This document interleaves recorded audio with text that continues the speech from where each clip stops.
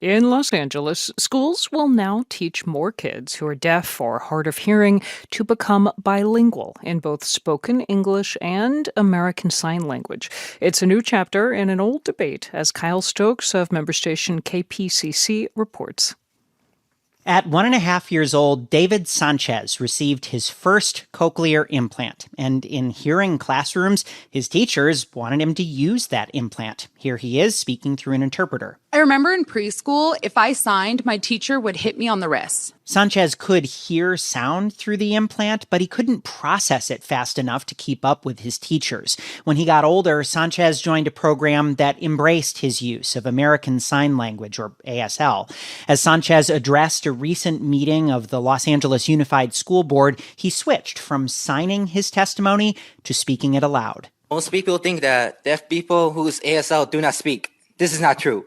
Learning ASL has helped my English skills and speech skills. Advocates say schools should embrace this approach. It's called ASL English Bilingual Education.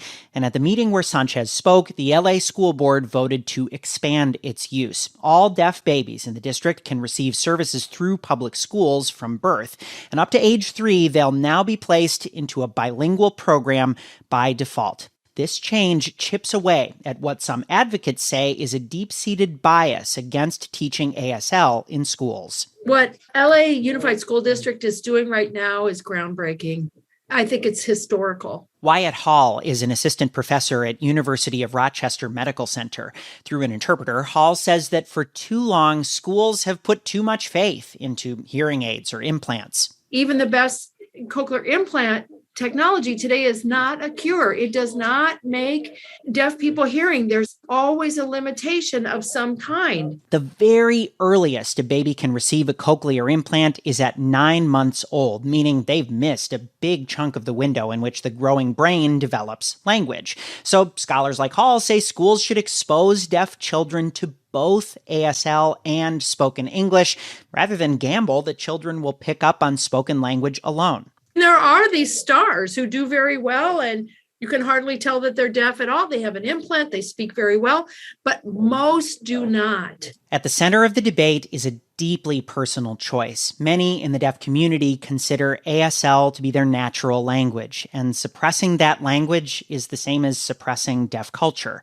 Most deaf children are also born outside that culture to hearing parents, some of whom fear that because they can't sign, they'll be unable to communicate with their own kids, depriving them of all early language exposure. I thought that my baby is going to be able to communicate only with sign language. Marcela Aquino has 2 daughters who are deaf. My family, they don't even speak English, so I knew that it's going to be hard. Her daughters both received cochlear implants, and Aquino also fought to get them both into a school that specializes in spoken language. Now her younger daughter, Michelle Ugalde, is comfortable relying on her implants in school. Since people consider my voice clear and understandable, almost like a hearing person, when I don't tell anyone that I'm deaf, I can kind of understand things from a hearing person's perspective. Neither Michelle nor her sister Chelsea learned sign language growing up, though they're learning a little now. Chelsea feels like they straddle 2 different worlds. I know I'm deaf. No one can prove anything else. To supporters of spoken language, students like Chelsea and Michelle are proof of how good hearing technology has gotten, and they worry that by adopting a bilingual approach, schools are downplaying the possibilities that those technologies have unlocked. For NPR News, I'm Kyle Stokes in Los Angeles.